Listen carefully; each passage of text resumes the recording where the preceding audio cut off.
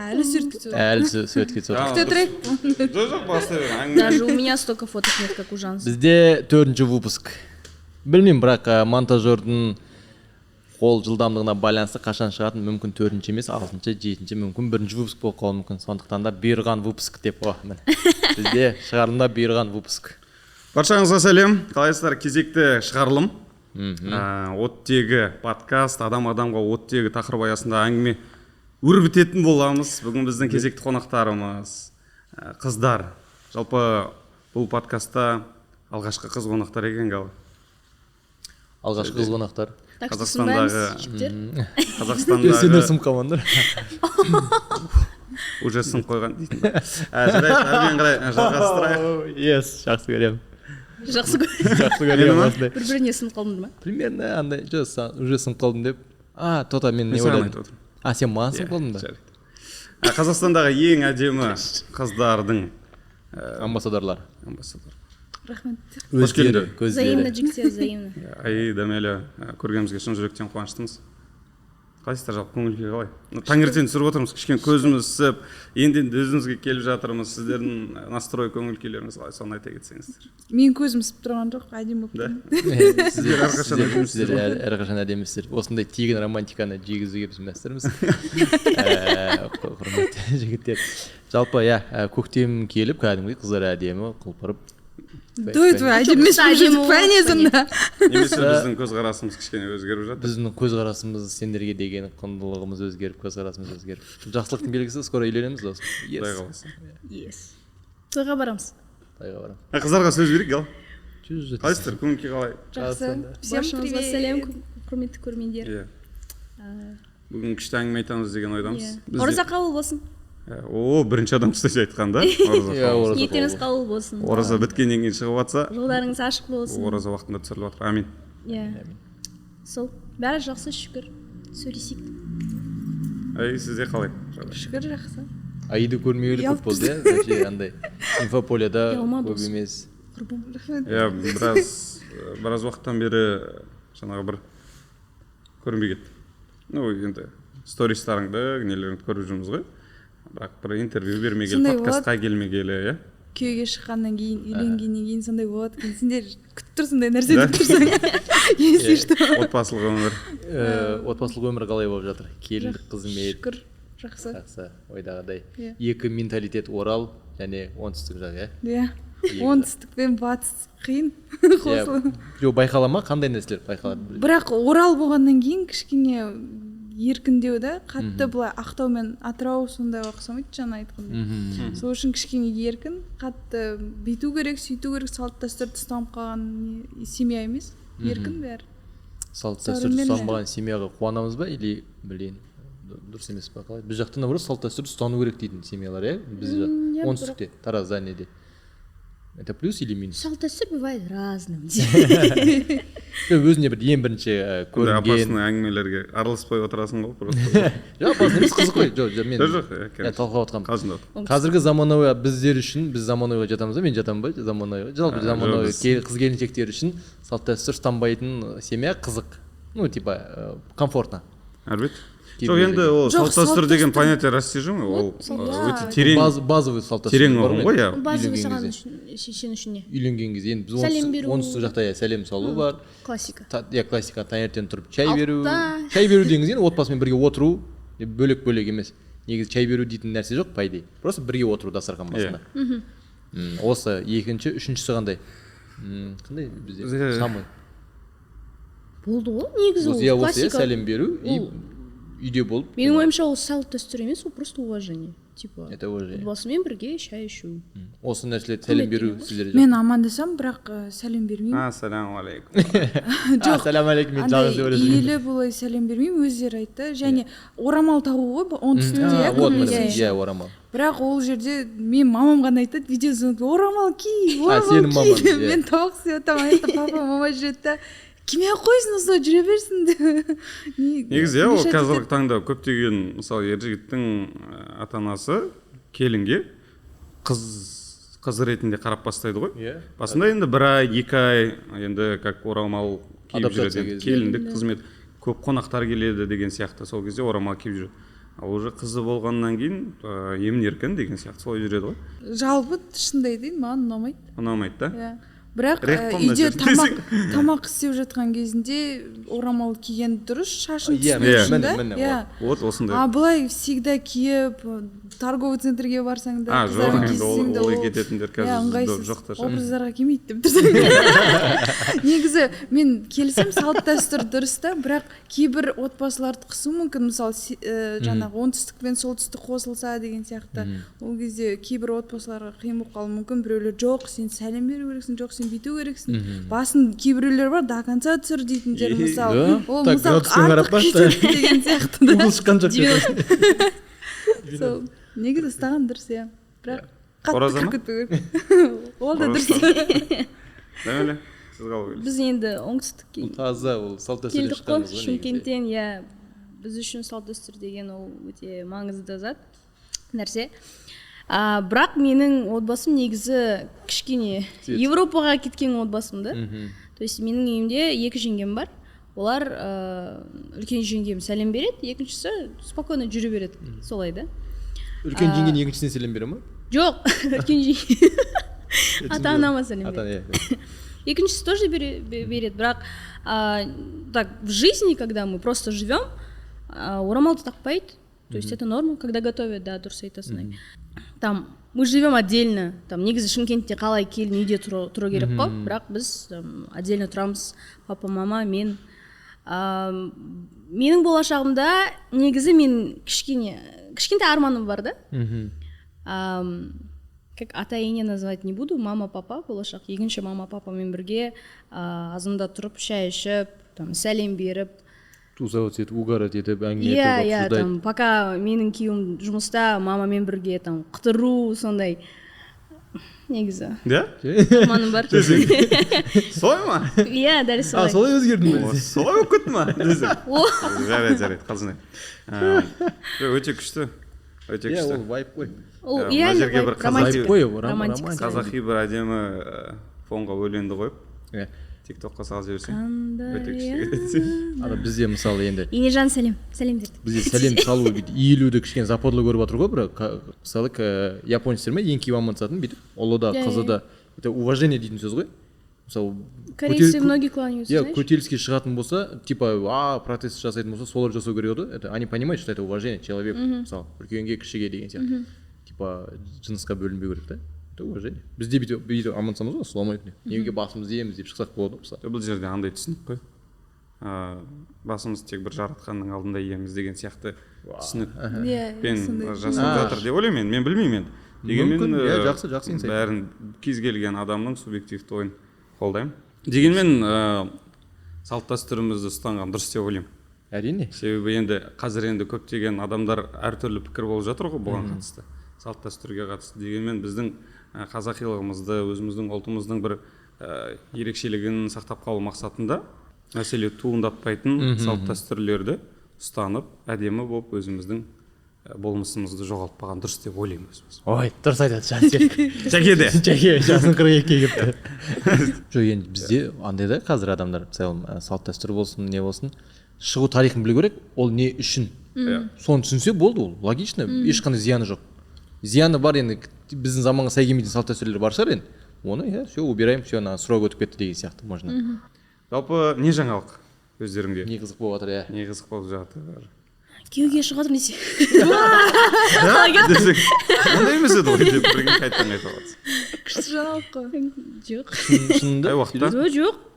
Енді Бұйырса. Бог заложил эту мысль в голову сейчас сказать, значит бұйырса. Прикинь, подкаст шығып, күйеуге шығайын. Бірақ жақын арада күйеуге шығу деген арманың бар. Арманым бар. Сенде Жансерік? Күйеуге шығу деген арманың бар. Алматы толерантты қалды. Күйеуге шығасың ба? Микрофоның ба? Жауып отыр мені. Қандай? Менің әдемі бетімді. Не, просто вот это, головку. Вот это? Кесім сұрайық. Гуджаджара. Мына жерде Жансектің фотосы тұр ғой. Білетін ба? Ашылатын сияқты как будто Да. бит. Көрсетейін ба? Жазып отырсыңдар ма? Көрсетші. Қатты ма?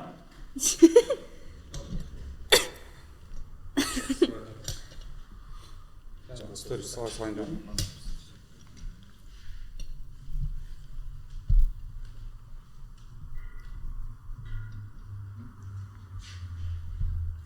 өмір мынау қатар тосқан жеңілімен ауырын шуағымен дауылын. Бүгін мына екі қызға қандай тілек айтсам екен бауырым? сынып қалғанмыш. Майысып білім жетпей қалды. Байлық тілерем мен, бірақ ол бір ән күдік. Есігіңнен кіргенімен паң күліп, шеру тартып жүргенімен жаңғырып, жолдас бола алмайды ол саған мәңгілік. Қыздар, жалпы адамға оттегі. Осы бір тақырып аясында. Сендердің өмірлеріңде, болмаса сендер басқа адамдардың өмірінде көмектескен, қол ұшын созған, тіпті бір құтқарған сәттерің болса, бір айтылмай кеткен бір геройлар болады ғой өмірімізде. Неше түрлі. Менде бір оқиға болған кішкентай кезімде. Ол бірақ мен есімде жоқ. Мама айтып берді да. Болды десе. Бала кезінде бір история. Мама келсін болды. Мен есімде жоқ. Рахмет. Дәмеле жалғастыра бер десе.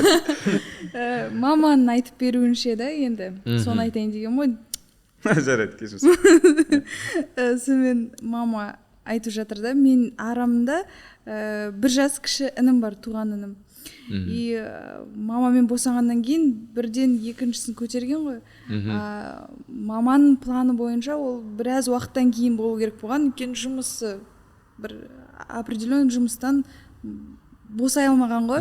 Сондықтан енді айтуға болмай білмеймін. Аборт жасағысы келген ғой сол кезінде. Әзірше ерте деген сияқты, үлгере алмай жатырмын бір балаға деген сияқты. Сол кезінде жасайын дегенде 3-4 клиникаға барған, аборт жасайын деген, барлығы отказ берген жоқ, жасамаймыз, болмайды, қорыққан, істемейміз деп.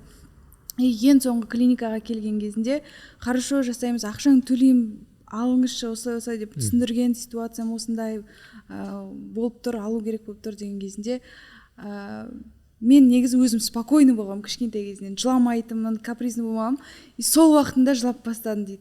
Қатты шыңғырып бастадым, жыладың дейді, біреу тиіскендей, шымшып алғандай дейді да. Сосын жаңа врач айтады, менде аз-ақ уақытым бар, тез кірде уақыт істеп тастайық болды деген сияқты. Уже кірейін деп тұр. Мен жылап тұрым, емізсе не успокаиваю, андай жылай берем.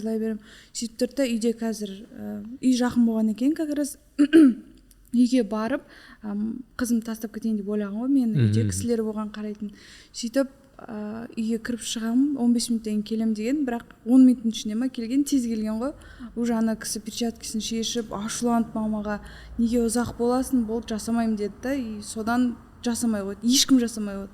Соңғы кісі болған, жаңа жасаймын деген. Содан інім аман қалды. Үнін дүниеге келді. Мен құтқардым оны. Сен бір жасыңда, былайша айтқанда өмірге енді келейін деп жатқан ініңді өмірге алып келуіне себепкер болып тұрсың. Інімді хабарласып отыр деші. Күнде рахмет айтады. Әлі рахмет. Соны осылай ойып тастадым. Негізі мысалы қазір бұл историяны негізі інің біле ма? Я біледі, мама кейін айтып берді, сондай болайын деп қалды деп. Жоқ, енді мама жас болды, одан бөлек бір жыл арасында денсаулықта не позволять ету мүмкін, витаминдер восстановить етіп үлгермейді деген сияқты. По всем параметрам. Ертең президент болса, прикинь? Ол кезінде еще мықты бір азамат болса. Мама мен папада қиын ситуациялар болды да, сол үшін мүмкін солай жасайын деген шығар. Одан кейін мен екінші рет құтқардым оны. Қай жерден ойбай? Мен примерно 3-те болғам, жасым ол. Сен 3 жасыңа дейін біраз сауап жасап тапсың. Сол 2,5-3-те болғам, ол 1,5-да болған ғой. Папа суперклейді неге оқып қойған, шкафтың үстіне қойып қойған. Андай суперклей ғой, который бірден жабысып қалады. Бұрынғы бар ғой. Момент суперклей. Содан мама кухняда тамақ дайындап жатқан. Біз залда ойнап жүрдік. И тоже мама айтып беріп жатыр, мен есімде жоқ екен.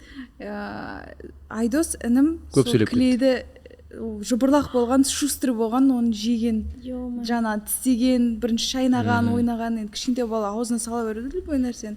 Тауып алғанда соны жеп, аузын бәрі клей болып, ауыз жабылып қалды. Полный. Одан тістері қатып қалыпты, былай жабысып. Одан кейін ол бүйтіп енді аузын ашқысы келіп қолмен бүйткен кезде мұрнын да жапқан екен, қолдары в общем демалатын зоналардың барлығын жауып тастағанда ауа жетпеген. Сөйтіп құлаған, оны мамалар естімеген, кухняда жасай берген тамағын мен көргем, мен ол кезде сөйлемеймін, андай тұрғыза алмағам, сондай бір нәрсе жасаған шығармын. Сөйтіп кухняға келіп мамаға ымдап шақырғам, жүр деген сияқты. Мама түсінбеген, ойнап жатқаннан кейін ойна бар деген біраз уақыт шақырғам осылай, жүр деп жылағам. Мен соғанда қатты жыладым да, бүйтіп шақырып түртіп. Сосын мама бір нәрсе сезгендей болып жүгіріп барған, и больницаға апарса вовремя келген ғой. Демалатын барлық жабылып қалған, талып қалған. Інім сөйтіп больницада бір 3 ай ма жатты. Сонымен промывка жасап, одан где-то біраз жатты больницада, 3 ай ма. Сен оттегі болдың сол моментте, адам оттегі. 3 жасында 2 рет оттегі болған, ойлашы. Менде де сондай ситуация болған, бірақ мені ағам әдейі арнайы клеймен аузын жапқан. По приколу ғой бұл. Көп сөйлеген жоқсың. Миын ашып жүрген жын. Мен негізі өте бүкіл туыстарым айтады. Өте андай жылауық, бәдік, береке алғыш, қырсық, сондай жұқсыз болғам ғой, жұқсыз. Анау прям андай қазір тренд болып отыр, мен үйдің ортаншысымын ғой. Прям андай ешкім көңіл бөлмейтін. Руки чешутся дейтін дей ма? И сол есімде жаңағыдай туған братан емес, бір братан. Туған емес. Бәсе сен туған ағаң күшті сияқты деп ойлап қоямын. Ол солай көрінеді ғой. Ол сыбайлас болған деші? Ағам жақсы көреді. Бізде андай ғой енді, ұл балдардан андай бір любой болмайды дейтін нәрсенің барлығы қызық болып көрінеді ғой. Просто көрген, аузын жауып көрген бүйтіп. Прикольно. Мынандай кілемге футболканы шешіп тастап сүйремеуші ме еді? Бір-бірлерін ондай арқам бәрі қып-қызыл. Или мен қатты. Сен ғана ауыздың сол. Қалай түсінбей қалдым, арқанды шешіп еще. Футболканы шешіп тастаймыз да, бір-біріміз сүйреміз ғой, короче. Ойбай. Қай жаққа айдың? Бұны не үшін айтып Получается, арқан ауырады ғой, анау мына жерде сырлады, соны айтты. Соған кім шыдайды? Еркек деген сияқты ше, не филем. Да, несі қандай, несі точкасы қандай? Логикасы, типа еркек болу ма? Сүндетке отыру ол еркек болу. Мынаны білмеймін. Тупизм ғой? Көп біздегі ойындар мысалы, бала кездегі да клейң жалғастырып. Бала кезге бір шолу жасайық. Бала кезде 7 шифр дейтін ойын ойнадыңдар ғой? 7 тас дейтін тастарды жинайсың да, доппен ұрасың, шашасың. Сенің командаласын тастарды жинап үлгеру керек бір-бірінің үстіне қойып. Сосын бір анда бір не бар етін. Шақ бет қандай еді? 7 шақ дейтін ойындар. Ишақ дейтін ойындар болатын. Мост үстіне секіресің. Сонымен? Сол бүкіл ойындардың бәрі андай. Сол ойындар просто біліп жүрдіңдер деші. Сол ойындардың барлығы қазір жоғып бара жатыр ғой, асық, әшеп целом. Оның бәрі жоқшылықтан шыққан негізінде. Қазір бәрінің магазин бар, ойын ала салады. Біз өзіміз бірден жеткенбіз ойданшы. Ешқандай затрата жасамай. Адам екеуін нең кейіндер все ишақ дейтін ойнаймыз. Секіреміз та-та-та. Адамға ишақ деші. Адамға оттегі және де. Клей не болды? Клей аузын жауып тастады. Болды ма? Иә, сол бойы. Көп сөйлей алмай қалды. Өмелі, сізде? Әпкем дейтін амбассадор, бұл мировой не болғаннан кейін күнде жұмыс. Жоқ, мамаға жазып жатырмын. Мен негізін бірден істедім ба деп.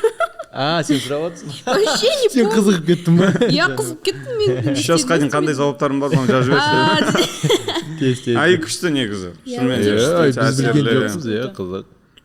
Респект.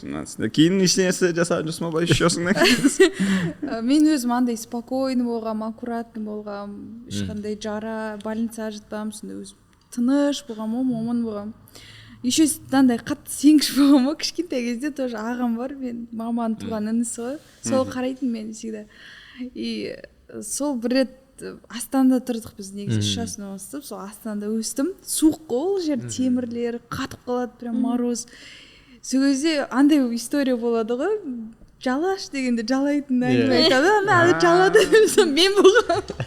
Темірге тілің жабысып қалады. Айтады да, не деп айтқан білмеймін, ол есімде бірақ жалаған. Бүйтіп өстіп көрші анау қызық болады деген сияқты айтты да, мен тілім жабысып қалды, сол стенадан андай бүйтіп домалақ бір нәрсе темір тұрған, сол жабысып тұрдым. Негізі оны бала кезімізде бәріміз полигон бір-бір көрген шығармыз, иә? Бәріміз істедік. Мен ғана көрген ба деп ойладым. 2-3 рет істедім. Мен бірақ жаным тәтті едім дейді, жай көретін дейді. Қатты кететін балалар бар ғой? Мен есіме түсті. 6-шы класста енді қыздың үйіне бардым, бір қыздың. Балама 6-шы класста. 6-шы класста бастап кеткенсің бәрін. Мама папа ойнайтын кездер ма? Кешірім сұраймын. Айта бер. Есіме қалды мен бір кейін. 6-шы класста бір қыздың үйіне бардым. Білмеймін, бір қыздың үйіне бардым, короче. Білмеймін не үшін екенін. Кітап сұрау. бірақ енді қызды көру үшін барасың ғой, явно. Бірдеңке сылтауратып барған болармын. И сөйтемін да, ол шығады, кешке қарай шығу керек, определенный уақыт, жарты сағат ерте барып алып, типа дайындалып жүресің ғой, есіктің алдында бүйтемін, былай тұрамын деген сияқты. 7-ші класс па то ли. И біз Таразда күн суық емес, қыс бізде қатты болмайды. И сосын барып, просто жаңағы информация келді, заборды күтіп тұрмын осыны. И забордың шетінде, забордың несі, тірелетін не болады ғой, труба, опора, забор соған сваркіленеді. И тұрамын да, бізде жаңағыдай қыс қатты емес қой деймін да, просто тұрамын, уақыт өткізу керек, и тұрамын, тілімді жапсырамын ғой. Просто кім уговорить етті сен? Вызов болды ма? Вызов болды, просто жаңа информациялар келді, бізде... Я забор, 1-1, файт. Просто Тараз суық емес, смело, еще қатты қалдым, киінген жоқ, қатты дала суық емес едім, бардым да. И тұрамын, жабыстырамын, и прикинь, тілім жабысып қалады ғой. Жарты сияқталым, жарты тілін жарты жоқ болса, тілін жарсың. Тілім жартысы жабысып қалған, и тартам да, тартылмайды. И күлемін ғой андай. Андай, ебать, далбансың ба деген сияқты. Қыз jo шығып келатыр. Ебать, не істедім мына ситуация қалай болады деген сияқты. Жартылып күлемін да, бірінші еще күлгенде де ыңғайсыз күлесің. Маньяк сияқты күліп тұрсың ғой. Сырттан қарасаң күлкілі ғой. Заборда білетіле жабысып заборға сүйісіп күліп тұрсың. И тұрамын да жартыламын. И әндерде момент уже қыз шығып келатыр, уже типа позор боламын ғой қазір дейтін моментпен, сол адреналинмен, короче, солай болып қалмасын, тілім шығып қаламын. Прям ана кожасы қалып кетпеді білмеймін, бірақ кәдімгідей андай не етіп, се деп сөйлеп, дұрыс сөз сала алмай, дұрыс әңгіме өрбіте алмай. Прикинь, мына жерде да мынандай моментта романтика болатын еді. Сен жабысып тұрсың ғой, қыз көреді и күледі, сөйтті да ол да тұрады да саған қарайды. Ол да темірге тілін жабыстырады. Екеуін жабыстырасыңдар бір. Сенің романтикаң қызық екен енді. Кино жасайсың. Просто поддержка, да? Или мен жылып алдым ғой, тілін ашып тұрма әкел деп бүйтіп тазалап берсе деп ойлаймын ғой. Тілін ашып. Ең тез жазылатын негізі тіл екен ғой? Негізі ма? Дене мүшесінен. Тілде шырам қалмайды ғой, мысалы. Шырам қалатындай не істейсің? Екіге бөліп болатындар. Тоқта. Внимание берейік. Шырам қалатындай не істейсің деймін да, мысалы пышақ кеспейсің қолыңда анау бүйтіп сақ шенеуат істей алмайсыңдар ма? Самый қырт еткізген. Жаман нәрселер ғой, жаман. Жоқ, жалпы тілде шырам қалмайды деген бір факт бар екен. И тез жазылатын тіл екен да. Ондай болса беттің ішінде де қалмайды, тістеп алсың бетіңді. Иә, ол ауыз қуыс. Беттің ішінде қалады ғой. Қала ма? Иә, қалады. Менде қалады. Если кусок жылып алсаң да ойық болып қалады. Иә. А тілде прям кусок кесіліп кетсе ол қайтан? Кусок кесе басынан шығады. Теп, прикинь. Білмеймін. Жарайды. Быстро восстанавливается. Жалпы енді түсінемін, тіл мәселесін біз әрқашанда қозғауымыз керек, бірақ қазақ тілін да. Тіл мәселесін жоғарыдағыларға қалдырайық. Ладно, қойыңдаршы, пожалуйста, менің историямды айта салшы. Есть же такое, когда травматичные воспоминания, и есінде қалмайды да? И все, что было у меня в периоде вот, где-то 5-13 лет, вот так стирается, короче. Менде сондай бар. И вот когда мама заболела, тоже у меня половина памяти нет. Просто нет. Өзің автомат түрде да, организм сам такой думает, блин, это ей больно вспоминать, это травма, и я это удалю, короче. Сондай бар менде. Блин, сен солай өз-өзіңді настрой етіп тұрсың да? Походу. Я даже не помню, вот менде сұрайды ғой, кринжовая ситуация, когда тебе стыдно, вот сондай болды ма, менде есімде жоқ. Просто есімде жоқ. Потому что негізі адамда, когда вот такие ситуации происходят, отырамыз ғой потом бүйтіп, ё-моё, не деп кеттім, не болып кетті, типа такого самоосуждения начинается. У меня такого нет. То есть память сама стирает. Но бізде адамға, мен адам жануарға өттеге болдым. Я всех животных, которых находила на улице, просто неважно, далаға шықсам, магазин жаққа шықсам, каждый раз сол магазиннен бір итпен, мысықпен, черепахамен, ежикпен бірмен келдім. И такая, знакомьтесь, это Степан. Үйге алып келесің? Я үйге алып келем. Сонымен қатар менде, получается, in the solution of this situation у меня дома было около 20 собак. 20 ит, прикинь. Кішкентай күшіктер, тасбақалар, ежиктер, короче, бәрі болды менде.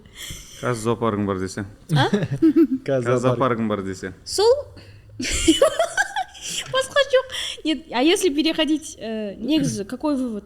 Относитесь к животным хорошо. Сол. Кстати, прикольно, сен қазір басқа нелерді есіне түсіре тұрған кезде мен осы орайды сәтті пайдаланып, тоже есіме бір история түсіп кетті. Маған мойынқұм дейтін сиыр көмектескен өмірімде. Бізде Таразда фазенда бар, мал шаруашылықпен айналысады папалар. И біз ең бірінші сол мал шаруашылығына айналысып отқан кезде сиырлар алған едім. Білмеймін қанша екен, бір 10 шақты сиыр алған болар. Соны мойынқұм дейтін бар еді. Өйткені денесінің бәрі қып-қызыл, басы ғана аппақ. И сондай сиырлар болды, басы денесі мойынқұм деп. Ең үлкен сиырлардың үлкені алды. И фазенда бізде андай үй 15 километрден кейін екінші үй, не свет жоқ, газ жоқ, сет жоқ, сондай жапан далада, айдалада. И үйде папамның інісі мен өзімнің туған ағам. Жазда апарып тастайды, каникулда апарып тастайды, мал бағамыз, андай мындай сояқта жүреміз, короче, қызметте. И екеуі мені ренжітеді. Мен жылатамын, мені ботқа дейтін бұрында, қара ботқа, қара көт деп сөйтіп прикол сөйтіп мазақтайды. Толықта болдың ба бала кезде? Бала кезде қап-қара болдым, и толық болдым. И сөйтіп прикол сөйтіп, и сосын бір күн өзімде қырсық еркен бана айтым, туған туыстар бәрі сәл жек көрген. Екеуіне ерегесіп түрсимен, андай бір сыр түрсим бар, әлі есімде бар. Сәл тесігі бар еді. Керек па керек емес пе білмеймін. Соны киіп алдым да, ана екеуіне таңғысын жылаймын ғой, жынданып. Тамақ басында тұрады да, ботқа бірдеңке деп тычка тыға салады там. Мен жылаймын соны ызаланып. И сөйтем да, мойынқұм таңғысын, мойынқұм жаңағыдай астаудан су ішуге келеді, сиырлар барлығы өрістен. И тұрамын да, ана екеуіне айтпай қашып кетем үйден. Жапан дала, құм, барқан, кәдімгідей жылан, шаян көп қой, прям андай бетбақтала. И мойынқұм жамбасы сені жаңа суға келген кезде отырады ғой, жатады ғой барлығы. Жамбасына отырып алдым да, и соны тұрғызып, ұрып шыбықпен чу-чу деп неткізіп, жаңағы үйге кейін дем алдырмай, өріске қайтадан айдап жіберем. Бірақ өзім жамбасында отырмын. Кәдімгі Пакистанның балалары ұқсап, Индияның балалары ұқсап кетіп, артта отырып, и бүкіл мойынқұм кетсе, бүкіл сиыр соның артынан кетеді, типа старший ғой. И сөйтеміз да, олар жайылғанға дейін кете береді ғой, өріспен. И сол мойынқұмын құшақтап, жамбасына отырып құшақтап, сонымен бірге жайылымға кететім. Аналарға ренжіп, үйде болмаймын мен деп. Үстімде дым жоқ, просто түрсимен. И сөйтем дағыны солармен бірге жайылымға барып өріске. Соны жатқан кезде, соны құшағына ма, не деп айтады оны, андай несіне. Басын қойып жатып, көлеңкелеп, ұйықтап, сонымен бірге кешкісін қайтып келетім. Тамақ ішпейсің бе? Тамақ ішпеймін. Тамақ ішкенде соны емшегін еметін. Прикинь, шикісін. Қатты кетіп баратсың. Брат, серьезно айтамын. Мойынқұм қазір мамам деші.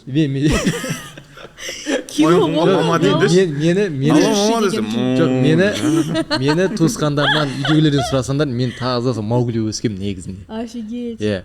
Екінші жануар айтамын, оған да алғысым бар керек. Сол мойынқұм сол кезде үйден ренжіп қалсам, типа жалғыз өзім қорқам, а типа тобыр сиырлармен жүрсем білем, что қасқыр демейтін, өйткені бұқалары бар, анау бар, қорғайды ғой мен енді. И олар менен қорқпайды, кішкентай бала екен біледі ғой. И сөйтіп соның несінде жатамын да, емшегін еміп. Наукым, кішкентай бала ғой, тимей қой. Типа білмеймін, басқалар үлкендер келсе, сезеді, короче, сезеді кішкентай екенін. И соларын жатамын да, кешкісін солармен бірге қайтамын. Үйге келемін де ұйықтаймын. Қайтадан ренжіп қалам ба, соны жамбасына мінемін да, болды, мойынқұммен кетемін. И аналар келген кезде қорқады ғой, үлкен батям інісен ол кезде көке үлкен ғой. Айтады, жынды ма, ғалымжан, кетіп қалма, жылан бар, анау бар, шағып алса, сен жапан даладан қалай табамыз, өліп қаласың, андай оны түсінбейсің ғой ол кезде. Сол кезде сол мойынқұммен білмеймін, бір 10 шақты рет қашып кеткен шығармын. Сол кезде прям соңғы бауырайында жатып, бауырында жатып келетім.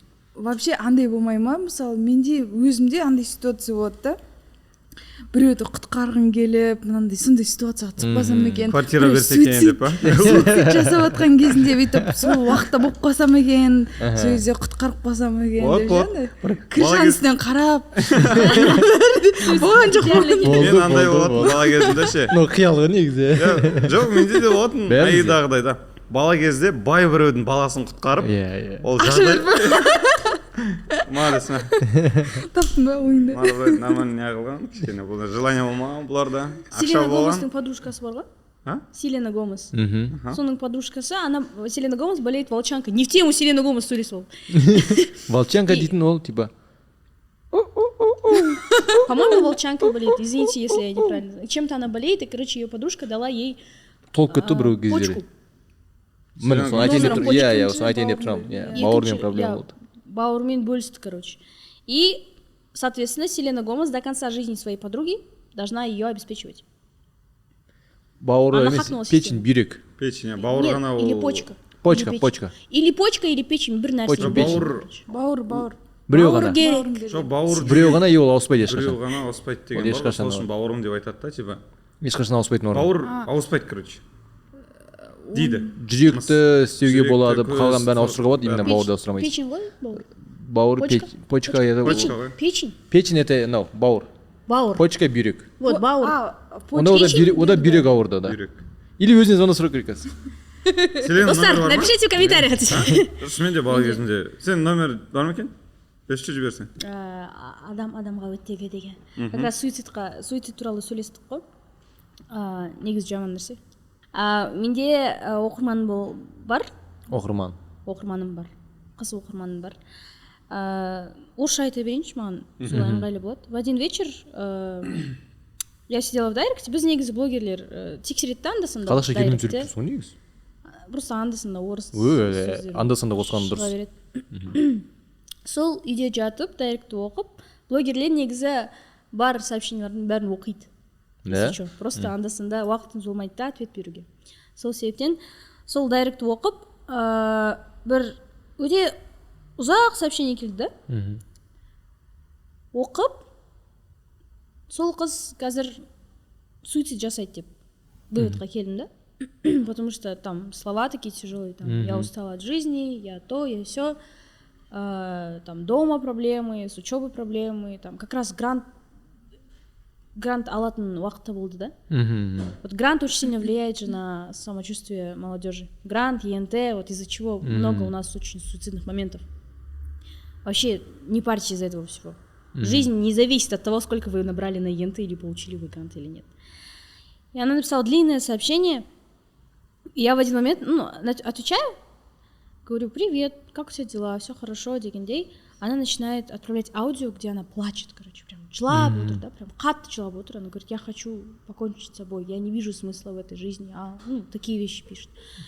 И қатты тиіп кетті, да, потому что когда у меня болела мама, у меня тоже были такие мысли. Да? Да, потому что, видишь, мен негізі үйдің кенжесімін. И каждый раз, когда мама плакала, то есть она готовилась к тому, что, скорее всего, она уйдет, она каждый раз говорила: вот мы с папой не успели поставить на ноги только тебя, потому что мне там 13-14 лет было, а остальные, у меня сестра, она уже была совершеннолетняя, я нет. И она говорила: родила я тебя 40 жаста туды ғой менің мамам. Ол айтқанда: мен сені осы жаста тудым, енді қалай көтерем?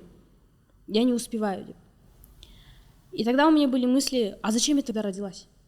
Қазір, получается, я какая-то обуза для родителей, грубо говоря, олар мені ойлап қиналады да. Ана қызды не істейміз, университетке түсу керек, жұмыс істеу керек, бір жерде тұру керек, сондай ойлар болды да ата-анамда. И сол уақытта мен ойлағам, как бы это ужасно не было, я думала, как раз я очень сильно тогда болела. Если меня какие-то подписчики, вот, которые давно смотрят, они видели, как я болела, я в больницах лежала, прям сильно из-за этого переживала. И была такая мысль: а может сделать им проще, прикинь? Сондай ойым болды, да? Тем более переходный возраст. Да, как раз внимания не хватает родителей. Я первый раз в жизни это говорю, я даже маме этого не говорила. У меня была такая мысль, я думала: почему я... Почему я делаю им больно тем, что я есть? Сейчас. Салфетка студияға дегенде. Асарлайға студия салфетка. Менде бар. Да, барлығымыз ондай ой болған. Менде де бір кезінде. Действительно шал болайын деген ба? Мен қалтамда салфетка. Не очень салфетка. Жаңа мыжылып ше. Платок. Жылама. Ой, жылама құрсын бәрі. Жоқ, жылатқан жоқпын, бәрі жоқ, енді әсерлі сәт. Мен де жүрем. Өз үшін. Сол тема маған қатты тиді да, сол қыздың темасы. Я была такая злая в тот момент. Айқайлап жібердім ғой. Сен топас, да. Сенің ата-анаң тірі, шүкір. Үйің бар, шүкір. Оқисың, миың бар. Окей, қазір грантты алмасаң, мен туралы сөйлесек, мен екінші курста скидканы алдым. Грантқа түспедім. Енді солай болып кетті. Я понимаю, что грант для некоторых людей важен, но Аллаға шүкір, сенің денің сау, ата-анаң бар, үйің бар, жейтін тамақ бар, болды. Бір жеріңді қысып, ана жерде отыр, короче, жыламай. Сол қызға айқайлап, в тот момент мы с ней очень долго, вот прям бір сағаттай переписывались, короче. Ол маған аудио, мен оған аудио, там, давай вместе там увидимся, если ты хочешь, давай, что угодно. Да. То есть, и сағат 1 или 2, поздно ночью это было. И сол, мы с ней очень долго общались, после этого мы пришли к выводу, что жизнь прекрасна, как бы не было сложно. Менің ойымша, сондай сәттер әр адамда бола береді, когда ты думаешь, что вот это все, это конец. Но единственное, на кого можно надеяться и уповать, это на Всевышнего, да, в данном случае. И если у вас возникают такие мысли, выгоняйте их вон, потому что это ужасно. Это бывает, но это ужасно, да. Құрметті көрермендер, ондай ойға берілмеңдер. Өмір керемет, өмір сонысымен қызық, сынағымен, шыңдалуымен. Суицид жасайтын статистика бойынша көбінесе жастар екен да.